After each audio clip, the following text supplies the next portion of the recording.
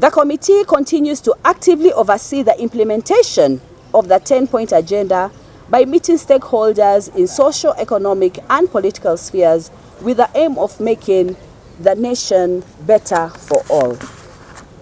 You might note that in each of the 10-point agenda, we're addressing critical issues that Kenyans have raised and harmonized. Another way of looking at the 10-point agenda is to look at it as the roadmap for development for our country. Already, most of this implementation is in legislative framework. We are also looking at issues of debt, issues of corruption, issues of inclusivity, issues of wastage, issues of sovereignty of the people, issues of the compensation for protesters.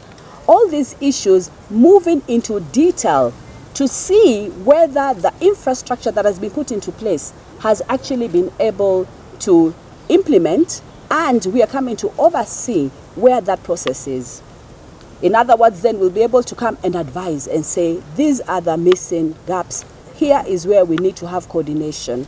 At the end of the day, as a committee, we seek to ensure that this 10-point agenda is carried to its full implementation. The past 3 days, this committee has been privileged to benefit from critical insights from experts of democracy, professors, madaktari, experts of democracy, good governance, strategic communication, and other cross-cutting thematic areas relevant in building the capacity of the 10 committee as we continue to engage stakeholders in carrying out our mandate.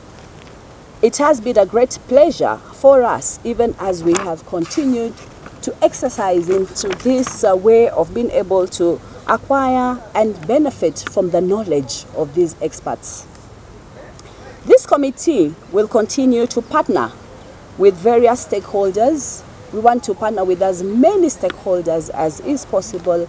We welcome these stakeholders to partner with us as this committee extensively engages with those stakeholders and members of the public in public participation and the 10-point agenda related consultation.